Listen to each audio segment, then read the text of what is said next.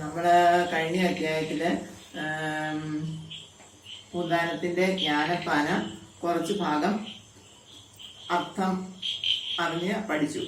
ഇനി ഇന്ന് അതിലെ തത്വവിചാരം എന്നുള്ള ഭാഗമാണ് പഠിക്കുന്നത്. ചുഴന്നീടുന്ന സംസാര ചക്രത്തിൽ ഉഴന്നീടുന്ന മുക്കറിഞ്ഞിടുവാൻ അറിവുള്ള മഹത്തുക്കളുണ്ടൊരു പരമാർത്ഥമരുൾ ചെയ്തിരിക്കുന്നു. ചുഴന്നീടുന്ന സംസാര ചക്രം, ഇത് സംസാര ചക്രമാണ്. കാലചക്രം ഇങ്ങനെ കറങ്ങിക്കൊണ്ടിരിക്കുകയാണ്. അപ്പൊ ആ സംസാര ചക്രത്തിൽപ്പെട്ട് നമ്മളും അതിന് അനുസരിച്ച് ഇങ്ങനെ കറങ്ങിക്കൊണ്ടിരിക്കുകയാണ്. അങ്ങനെയുള്ളിടത്ത് അറിവുള്ള മഹത്തുക്കൾ അതിനെക്കുറിച്ച് പറഞ്ഞ പരമാർത്ഥത്തെ കുറിച്ച് പറഞ്ഞിട്ടുണ്ട്. എഴുതായിട്ടു മുക്തി ലഭിപ്പനായി ചെവി തന്നിതു കേൾപ്പിനെല്ലാവരും. അതായത് ഈ കാലചക്രത്തിന്റെ കറക്കത്തെ കുറിച്ചും നമ്മുടെ ഇതിനെക്കുറിച്ചും മഹാന്മാര് പറഞ്ഞിരിക്കുന്നതിനെ കേൾക്കാൻ വേണ്ടി നമ്മൾ ചെവി കൊടുക്കുക. നമ്മയൊക്കെയും ബന്ധിച്ച സാധനം കർമ്മമെന്നറിയേണ്ടതു മുമ്പിനാൽ. അതായത് നമ്മളെയൊക്കെ ബന്ധിച്ചിരിക്കുന്നത് കർമ്മം കൊണ്ടാണ്. കർമ്മം എന്ന സാധനം കൊണ്ടാണ് നമ്മളെയെല്ലാം ബന്ധിച്ചിരിക്കുന്നത്. മുന്നമിക്കണ്ട വിശ്വമശേഷവും ഒന്നായുള്ളൊരു ജ്യോതിസ്വരൂപമായി. അതായത് ഈ വിശ്വം മുഴുവൻ, ഈ ലോകം മുഴുവൻ ഒന്നായിട്ടുള്ള ഒരു ജ്യോതിസ്വരൂപമാണ്. ഒന്നും ചെന്നങ്ങു തന്നോടു പറ്റാതെ ഒന്നിനും ചെന്നു താനും വലയാതെ. അതായത് നമ്മൾ കർമ്മം ചെയ്യുമ്പോൾ അതിൽ പറ്റി കർമ്മം ചെയ്യാതിരിക്കുക. അതുപോലെ നമ്മളിപ്പോ ഒരാളെ സ്നേഹിച്ചാൽ അവരില്ലാതായാൽ നമ്മൾ ഇല്ലാതാകും എന്ന രീതിയിൽ, അതായത് നമുക്ക് ഒരു കർമ്മം ഇല്ലാതായാൽ നമ്മൾ ഇല്ലാതാകും എന്ന രീതിയിൽ കർമ്മം ചെയ്യരുത്. അതുപോലെ കർമ്മത്തിൽ പറ്റരുത്. അതുപോലെ സ്നേഹത്തിലൊന്നും പറ്റാതെ ഒരു ശകലം വിടവിട്ട് ചെയ്യുക എന്നാണ് അറിവുള്ളവര് പറഞ്ഞു വെച്ചിരിക്കുന്നത്. ഒന്നും നമ്മളെ ബന്ധിക്കാൻ പാടില്ല. കർമ്മം ബന്ധനമാകരുത്, ബന്ധങ്ങൾ ബന്ധനമാകരുത്, സ്നേഹബന്ധങ്ങൾ ബന്ധനമാകരുത്, സ്നേഹം ബന്ധനമാകരുത്. അങ്ങനെ ബന്ധനം, അതായത് ബന്ധനമാകാത്ത രീതിയിൽ നമ്മൾ നമ്മുടെ കർമ്മങ്ങൾ കൃത്യമായി ചെയ്യണം എന്നാണ് മഹാത്മാക്കൾ പറഞ്ഞു വെച്ചിരിക്കുന്നത്. ഒന്നിനും ചെന്നു താനും വലയാതെ ഒന്നൊന്നായി നിനയ്ക്കും ജനങ്ങൾക്ക് ഒന്നുകൊണ്ടറിവാകുന്ന വസ്തുവായി ഒന്നിലും അറിയാത്ത ജനങ്ങൾക്ക് ഒന്നുകൊണ്ടും തിരിയാത്ത വസ്തുവായി. ഒന്നൊന്നായി അറിയാൻ കഴിയുന്ന ജനങ്ങൾക്ക് എല്ലാം അറിയാവുന്ന വസ്തുവായി, ഒന്നും അറിയാത്ത ജനങ്ങൾക്ക് ഒന്നും തിരിയാത്ത തരത്തിലും ഒന്നുപോലെയൊന്നില്ലാതെയുള്ളതിൽ ഒന്നായുള്ളൊരു ജീവസ്വരൂപമായി. ഒന്നുപോലെ ഇരിക്കുന്നതിൽ അതൊന്നും ഇല്ലാത്ത ജീവസ്വരൂപമായി ഒന്നിലും ഒരു ബന്ധമില്ലാതെയായി നിന്നവൻ തന്നെ വിശ്വം ചമച്ചുപോൽ. എല്ലാ കാര്യങ്ങളിലും ഇടപെടുന്നു, എന്നാൽ ഒന്നും അത് നമ്മളെ ബാധിക്കുന്നില്ല എന്ന രീതിയിൽ നമ്മൾ കർമ്മം ചെയ്യണം. നിന്നവൻ തന്നെ വിശ്വം ചമച്ചുപോൽ മൂന്നുമൊന്നിലടങ്ങുന്നു പിന്നെയും ഒന്നുമില്ലപ്പോൾ വിശ്വമന്നേരത്ത്. മൂന്നും ഒന്നിൽ ഭഗവാനിൽ അടങ്ങുന്നു എന്ന ഒന്നുമില്ലപ്പോൾ വിശ്വമന്നേരത്ത്. അതായത് എല്ലാം ഒന്നാണെന്നുള്ള മനസ്സിൽ നമ്മൾ നിരൂപിച്ചുകൊണ്ട് വേണം എല്ലാ കർമ്മങ്ങളും ചെയ്യാനായിട്ട്. കർമ്മഗതിയെ കുറിച്ച്, തത്വവിചാരത്തെ കുറിച്ച് പറഞ്ഞു. ഇനി കർമ്മഗതിയെ കുറിച്ചാണ് പറയുന്നത്. ഒന്നുകൊണ്ടു ചമച്ചൊരു വിശ്വത്തിൻ മൂന്നായിട്ടുള്ള കർമ്മങ്ങളൊക്കെയും പുണ്യകർമ്മങ്ങൾ പാപകർമ്മങ്ങളും പുണ്യപാപങ്ങൾ നിസ്സമാം കർമ്മങ്ങളും. 3 തരത്തിലുള്ള കർമ്മങ്ങളാണ് ഉള്ളത്. അതിൽ പുണ്യകർമ്മങ്ങൾ എന്ന കാറ്റഗറിയിൽ വരുന്ന കാര്യങ്ങള് പാപകർമ്മങ്ങൾ, പാപങ്ങൾ ആയിട്ടുള്ള കർമ്മങ്ങൾ, പുണ്യവും പാപവും കൂടി ചേർന്ന മിശ്രമായിട്ടുള്ള കർമ്മം. അങ്ങനെ 3 രീതിയിലാണ് കർമ്മങ്ങൾ വരുന്നത്. 3 ജാതി നിരൂപിച്ചു കാണുമ്പോൾ 3 കൊണ്ടും തളയ്ക്കുന്നു ജീവനെ. ഈ 3 കർമ്മങ്ങളും നമ്മുടെ ജീവനെ തളച്ചിടുന്നു. പൊന്നിൻ ചങ്ങലയൊന്നി പറഞ്ഞതേലൊന്നിരുമ്പു കൊണ്ടെന്നത്ര ഭേദങ്ങൾ രണ്ടു നാലുമെടുത്തു പണി ചെയ്ത ചങ്ങലയല്ലോ മിശ്രമാം കർണവും.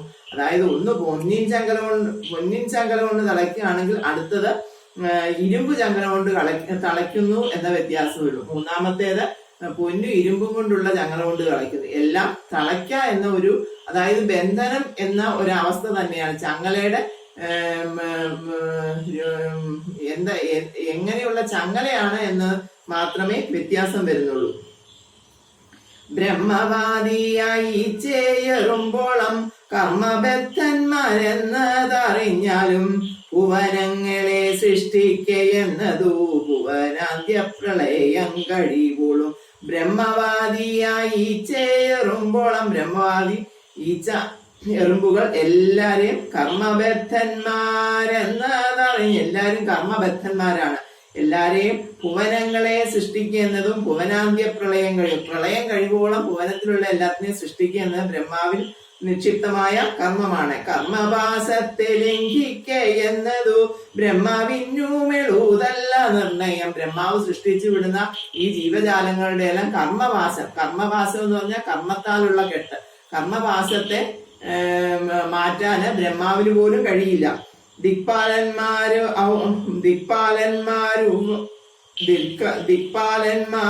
ഔവർണ്ണമോരോരോ ദിക്കുതോറും തളച്ചു കിടക്കുന്നു. അഷ്ടദിക്പാലകന്മാർ, 8 ദിക്കുണ്ട്. ആ 8 ദിക്കിന് ഓരോ പാലകന്മാരുണ്ടെന്നാണ് പറയുന്നത്. അങ്ങനെയുള്ള ദിക്പാലന്മാര് പോലും അവരുടെ ദിക്കുകളിൽ തളച്ചു കിടക്കുന്നു.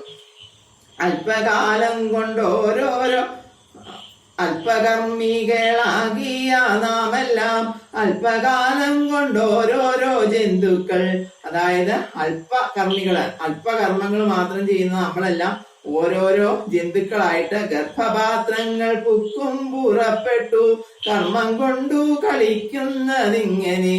അതായത് ഓരോ ജന്മങ്ങളിൽ നമ്മൾ ചെയ്യുന്ന കർമ്മത്തിന്റെ ഏറ്റക്കുറവ് അനുസരിച്ച് നമ്മൾ ഓരോ ജീവികളായിട്ട് ഗർഭപാത്രങ്ങളിൽ വന്ന് ജീവൻ എടുക്കുന്നു. ഇനി ജീവഗതിയെ കുറിച്ചാണ് അടുത്ത ഭാഗം. നരകത്തിൽ കിടക്കുന്ന ജീവൻ പോയി ദുരിതങ്ങളൊടുങ്ങി മനസ്സിന്റെ പരിഭാഗവും വന്നു ക്രമത്താലേ നരജാതിയിൽ വന്നു പിറക്കുന്നു. നരകത്തിൽ കിടക്കുന്ന ജീവൻ പോയി ദുരിതങ്ങളെല്ലാം അനുഭവിച്ചു തീർത്ത് മനസ്സിന്റെ പരിഭാഗമായി കഴിയുമ്പോഴേക്കിന് വീണ്ടും ക്രമത്തിൽ വന്ന് മനുജാതിയിൽ വന്ന് പിറക്കുന്നു.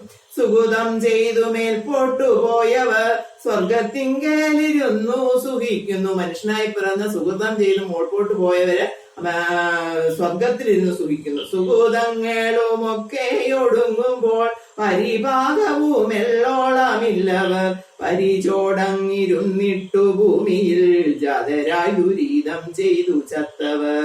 അതായത് സ്വർഗത്തിലിരുന്ന് സുഖിച്ചിട്ട് സുഗതങ്ങളെല്ലാം തീർന്നു കഴിയുമ്പോൾ വീണ്ടും ഭൂമിയിൽ തന്നെ വന്ന് പിറക്കുന്നു.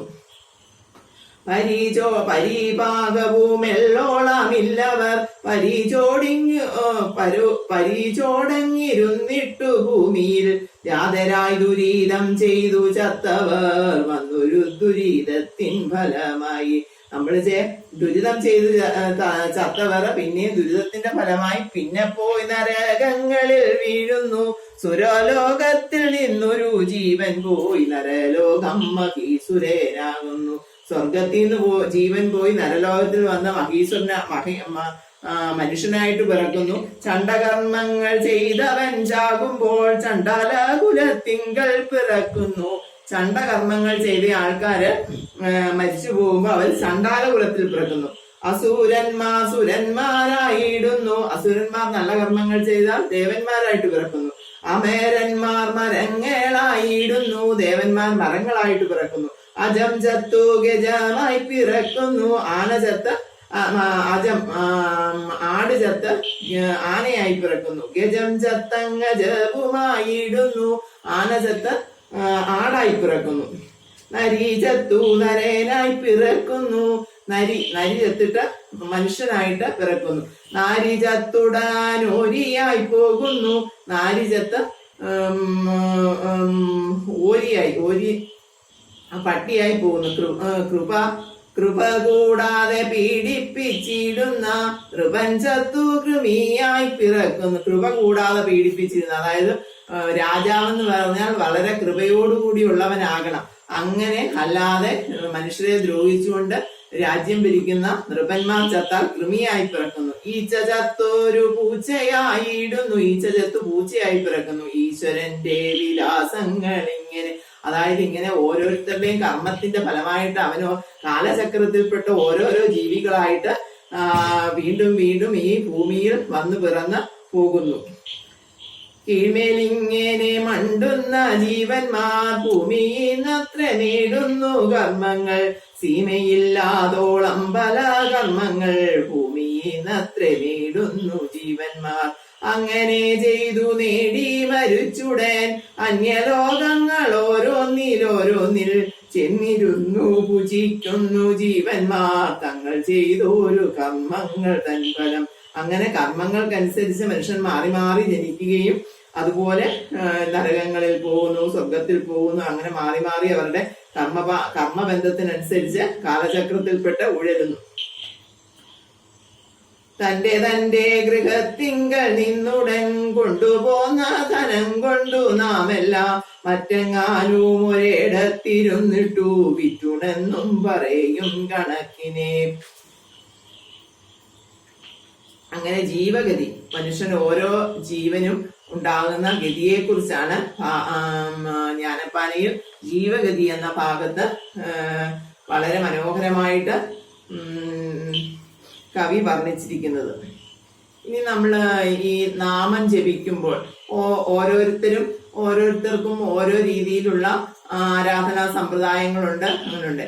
എല്ലാവർക്കും പൊതുവായിട്ട് വരുന്ന കാര്യങ്ങളാണ് കാര്യതടസ്സം. എല്ലാ കാര്യങ്ങൾക്കും തടസ്സങ്ങൾ ഉണ്ടാകും. അത് ചിലപ്പോൾ നമുക്ക് പെട്ടെന്ന് തടസ്സമുണ്ടായാൽ ആ തടസ്സം അങ്ങ് മാറും. ചിലപ്പം ചിലർക്ക് നിരന്തരമായിട്ട് എന്ത് ചെയ്യാൻ തുടങ്ങുമ്പോഴും തടസ്സങ്ങൾ ഉണ്ടാകും. അങ്ങനെ കാര്യതടസ്സം ഉണ്ടാകുമ്പോൾ അതിന്റെ കാരണം എന്താന്ന് ചോദിച്ചാൽ നമ്മുടെ കുടുംബക്ഷേത്രങ്ങളിൽ പോയി വർഷത്തിൽ ഒരിക്കലെങ്കിലും വഴിപാടുകൾ കഴിക്കണം. അങ്ങനെ വഴിപാട് മുടങ്ങുമ്പോഴാണ് തുടർച്ചയായിട്ടുള്ള നമുക്ക് തടസ്സങ്ങൾ. അപ്പം നമ്മൾ നമ്മുടെ കുടുംബക്ഷേത്രം ഏതാണ്, ആ കുടുംബക്ഷേത്രത്തിൽ പോയി നമ്മൾ വഴിപാട് കഴിക്കാം. പിന്നെ പൊതുവായ പരിഹാരം എന്ന് പറയുന്നത് ഗണപതിക്ക് വെള്ളിയാഴ്ച, ചതുർത്ഥി എന്നീ ദിവസങ്ങളിൽ ഗണപതി ക്ഷേത്രങ്ങളിൽ പോയി ഗണപതി ഭഗവാന് ഗണപതി ഹോമം നടത്തുക.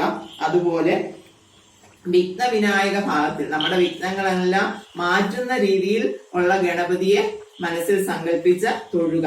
കൂടാതെ